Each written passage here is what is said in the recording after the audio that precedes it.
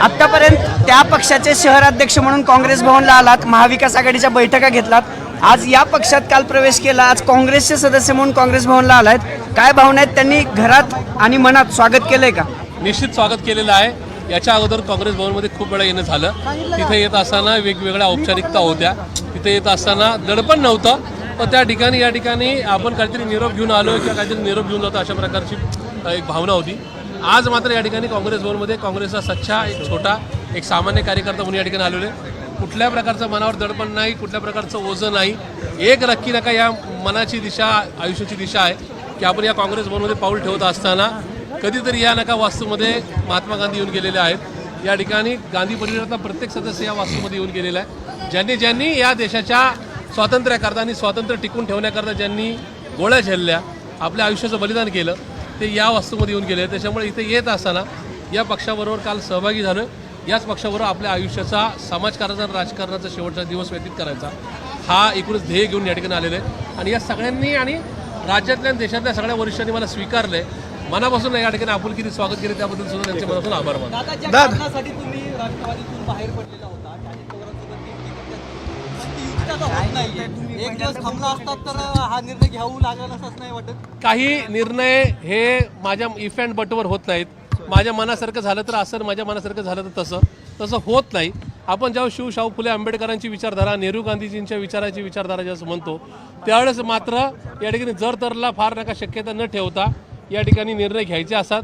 त्याप्रमाणे मी निर्णय घेतला. संविधानावर प्रेम करणारे मी कार्यकर्ता आहे, त्यामुळे तो निर्णय घेत असताना काँग्रेसमध्येच जायचं हा निर्णय ठरलेला होता. त्या निर्णयाप्रमाणे आज इथं आल्यानंतर समोर काय झालंय याच्यावर फार काय त्या ठिकाणी चर्चा किंवा त्या ठिकाणी कुठल्या प्रकारचा नका पश्चाताप किंवा कुठल्या प्रकारचं दुःखाची भावना न बाळगता मी काँग्रेसमध्ये आलेलो आहे. समोरच्या पक्षांनी काय करावं हा त्यांचा विषय. काँग्रेस पक्षाच्या नेतृत्वाने उद्या आघाडीच्या संदर्भात तिकीट वाटपाच्यामध्ये जो काही निर्णय घेण्याचा नका ठरवला असेल त्याप्रमाणे त्याचं पालन करून मी निश्चित पुढे जाईल. दादा, तुम्हाला असं वाटत नाही का सासूसाठी वाटणी केली, नशिबी सासूच आली? बिलकुल नाही. सासू सासऱ्याचा विषयच नाही. या ठिकाणी हा विचारधारेचा एक अथांग सागर आहे.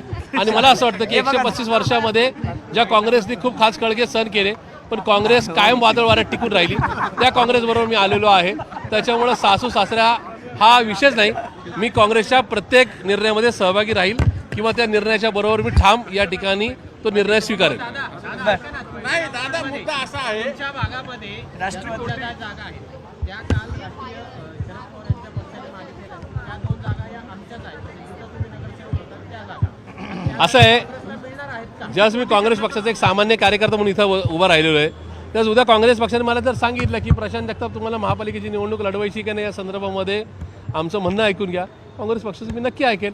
मी काय काँग्रेस पक्ष मला कॉर्पोरेशनचं तिकीट देतोय किंवा इतर काहीतरी नका या ठिकाणी आमिष दाखवतोय म्हणून बिलकुल आलेलं नाही. काँग्रेस आमिष दाखवणारा पक्ष नाही आणि काँग्रेस कुणाचं राजकीय अस्तित्व संपवणाराही पक्ष नाही, असं माझं ठाम आणि स्पष्ट मत आहे. राष्ट्रवादीकडनं तुम्हाला कोणतीच पकडलं जातं असं वाटतं? बिलकुल नाही, बिलकुल नाही. असं आहे, एखाद्या कार्यकर्ता ज्यावेळेस विचारधारेवर चालत असतो त्यावेळेस त्याला कुठलाच राजकीय पक्ष कोंडीत पकडत नाही. अशा कोंडीत पकडण्याचे किती प्रसंग जरी आले तरी छत्रपती शिवाजी महाराजांचे मावळे आम्ही आहोत. त्याच्यामुळं त्या सगळ्या डावपेचातून बाहेर पडण्याचं कसब हे छत्रपती शिवाजी महाराजांच्या गनिमी कामाने आम्हाला नक्की शिकवले. काल सकाळपर्यंत दोन्ही राष्ट्रवादी एकत्रित येऊन निवडणूक लढणार असं होतं. दुपारी प्रशांत जगतापांचा प्रवेश झाला आणि त्यानंतर आज काल रात्री महाविकास आघाडीची बैठक होते. त्यानंतर आज सकाळी परत म्हटलं जातं की आता महाविकास आघाडी म्हणूनच लढू, म्हणजे त्यांच्या नेत्यांचे बाईट्स आहेत ऑन रेकॉर्ड. काय वाटते तुम्हाला आता महाविकास आघाडी म्हणून लढताना? असं एखाद्या कुटुंबात आपण 26.5 वर्ष राहिल्यानंतर त्या कुटुंबाच्या चौकटीतून बाहेर पडल्यानंतर किंवा उमऱ्यातून बाहेर पडल्यानंतर त्या घरावर या ठिकाणी शेण फेकू नये किंवा त्या घरावर कुठे चिखलफेक करू नये असं माझ्या सरकारला वाटतं. शेवटी तो एक मोठा राजकीय पक्ष आहे. त्या पक्षाने काय निर्णय घ्यावा त्यांचा विषय आहे. मला त्या पक्षाच्या संदर्भात किंवा नका एकूणच कुठल्याही त्या पुढच्या पक्षाच्या प्रवासासंदर्भात मला कुठल्या प्रकारचं भाष्य आज नाही आणि पुढे उद्या सुद्धा करायचं दादा, तुमच्याकडे एक वही आहे असं म्हटलं जाते. त्यांनी सांगितलं की प्रशांत दादाकडे एक अभ्यासाची वही आहे, ती वही आहे आणि तुम्ही एक मिनिट बाबा सर एक मिनिट वही तुमच्याकडे कुठली वही आहे? हा ट्रॅप होता का? बिलकुल ट्रॅप नव्हता. ट्रॅप असल तो कुणासाठी तरी होता आणि असा ट्रॅप होऊ शकतो अशा प्रकारचं माझं भाष्य होतं. अशा प्रकारचा अंदाज मी वर्तवलेला होता आणि मे बी तशा प्रकारे घडत गेलं. पण मला असं वाटतं की माझ्याकडे वही कुठली नाही, असलं तर संविधानाचं पुस्तक नक्की आहे. वहीचं काय झालं? वही टाकलं होतं दादा, सांगून टाका. तुम्हाला अंदाज आला होता? नाही, असं आहे, राजकीय जीवनामध्ये सगळ्याच गोष्टी बोलायच्या नसतात. काही गोष्टी या ठिकाणी काळाच्या ओघामध्ये जनता जनार्दन आणि राजकारणातल्या काही घटना ह्या त्या ठिकाणी निश्चित त्या अधोरेखित करून जातात.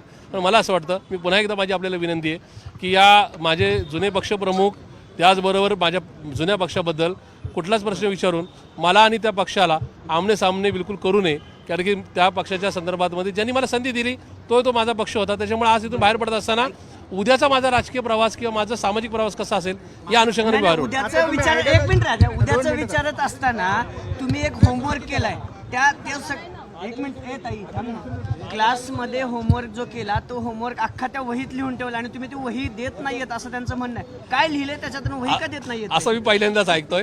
असल्या प्रकारची कुठली वही नसते. मी पुन्हा एकदा सांगतो, प्रत्येक पक्षाच्या राजकीय कार्यकर्त्यांनी आणि सामाजिक कार्यकर्त्यांनी काही नका सिद्धांत घेऊन बाहेर नका राजकीय जीवनामध्ये वावरलं पाहिजे.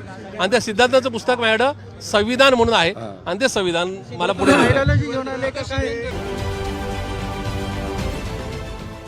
देश विदेशातील प्रत्येक घडामोडींचे लाईव्ह अपडेट मिळवण्यासाठी आता साम टीव्हीच्या सर्व सोशल मीडिया प्लॅटफॉर्मला लाईक, फॉलो आणि सबस्क्राईब करा.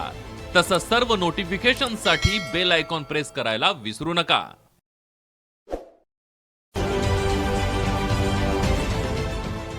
देश विदेशातील प्रत्येक घडामोडींचे लाईव्ह अपडेट मिळवण्यासाठी आता साम टीव्हीच्या सर्व सोशल मीडिया प्लॅटफॉर्मला लाईक, फॉलो आणि सबस्क्राईब करा. तसंच सर्व नोटिफिकेशनसाठी बेल आयकॉन प्रेस करायला विसरू नका.